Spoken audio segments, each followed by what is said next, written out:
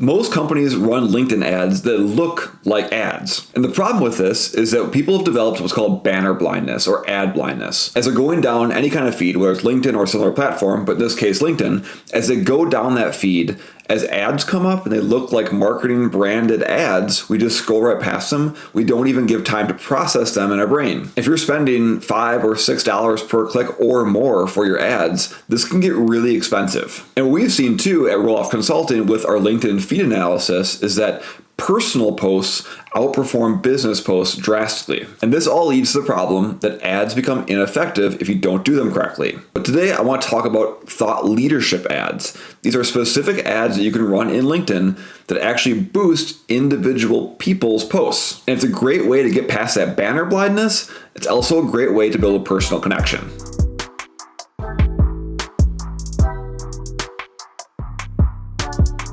If you liked today's video, be sure to like it, smash that subscribe button so you don't miss future content. If you have any questions or comments, leave them down below. We personally respond to them and we love talking to you. So like I said already, people are blind to normal ads. So what you need to do on a platform like LinkedIn is to get personal. And what's really cool is that LinkedIn actually has an ad type called thought leadership ads that allows a business and a business ad account to actually run ads on personal page content. So as you look at the feed and people see the ad, it looks like a person is making the post because they did. And essentially what's happening behind the scenes is that a company is boosting that post to a target audience. The idea behind it is you can take someone who's a thought leader and talking about your business, your product, the problems that you solve, and you can add ad dollars behind it and get in front of more people. In our own testing and working with some of our clients too, these ads can dramatically outperform normal ad types that have more of that traditional branded ad look to them. And as an added benefit, just as the name implies, it can help elevate your team, whoever's post it is that you're boosting or that you're adding ad dollars behind.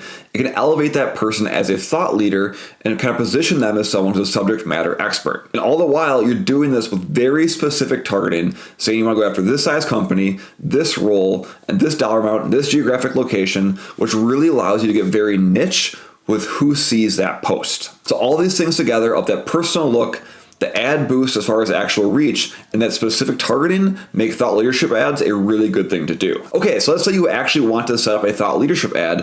Whose content should you actually boost and what kind of content should you target? So here are my suggestions. Number one is your leadership team. If you have a founder, executives, leaders within your organization who might already have some visibility in their industry, and they're making posts about your products, about your services, about the problems your customers are facing, those are all great candidates for thought leadership ads. I've seen this work really well when founders are announcing new products, or if you create some sort of original white paper and research about your industry, or you're speaking at some event, some way where you're basically trying to elevate that position of that leader within your company and show them as the thought leader they are. Those are all great candidates for using thought leadership ads. And beyond actual posts that are talking about your product or your service or things your company is doing, another really good thing to do is look at what organic content that your leaders are already creating that's performing well, and then throw in ad dollars behind that. For instance, maybe one of your executives created some sort of industry hot take post. They got lots of good comments, lots of good engagement, and you want to throw some ad dollars behind it to increase its reach even further. That'd be a prime example of ways to use thought leadership ads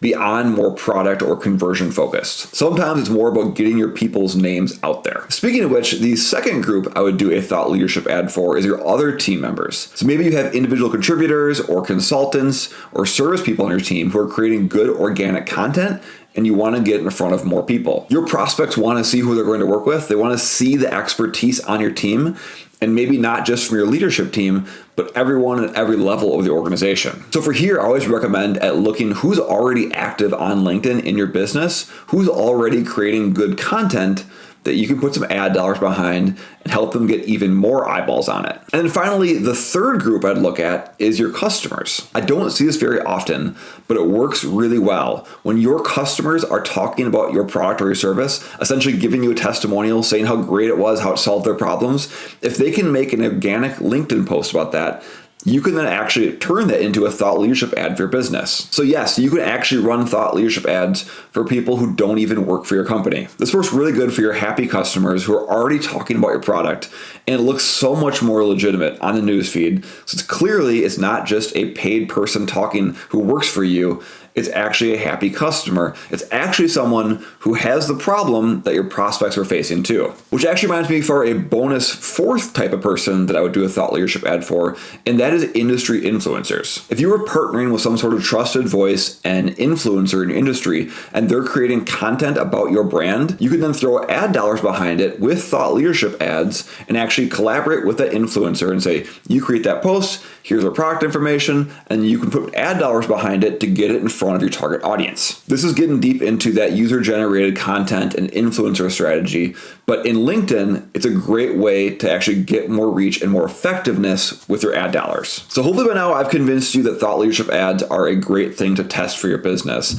So let's now talk about getting started. The first thing to do is identify who you might actually use to run thought leadership ads with. Try and pick 2 to 3 people at your company or your customers or those influencers, but more likely than not, you're going to start with actual employees in your business to run ads with. So identify 2 to 3 that are already creating great organic content that you can test the waters with. And then for those people, look through their posts for the last, say, 1 to 3 months and try and identify some posts that are already performing well. Look for posts that have good, organic, authentic engagement and talk about the problems your customers have or your products or services. Once you've identified those, save those URLs in like a Word document or things like that so you can reference them later when you're actually building those ads. And then to start, I'd pick a modest budget. So somewhere in that $100 to $500, run the campaign for 1 to 4 weeks, somewhere you can get some data, see how it actually performs, and then go back to the drawing board afterwards. If you set too small of a budget, you're not going to get enough reach to actually get any data. If you set too big of a budget, at this point, you probably haven't run enough ads to fully optimize them yet. So I recommend just dipping your toe in the water, a couple $100 and see what happens. Once you've run a couple different thought leadership ads, then go back and review the actual performance. Look for things like what type of copy performed well, which person's content performed well,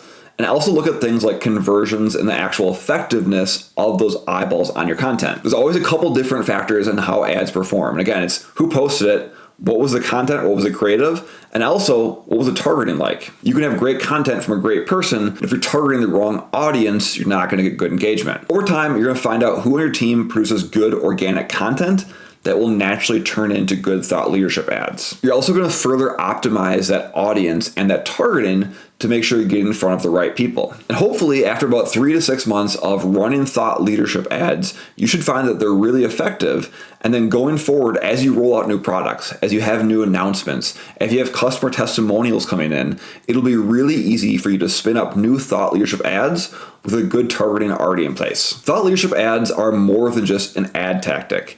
It is a strategy that shows you as a business value people. You're not just trying to put out blind branded marketing content. You are focused on the people doing the work and the people getting their problem solved. So let me know in the comments below, have you run any thought leadership ads? Have you seen them on your feed? And of course, if you have any questions, drop them below as well.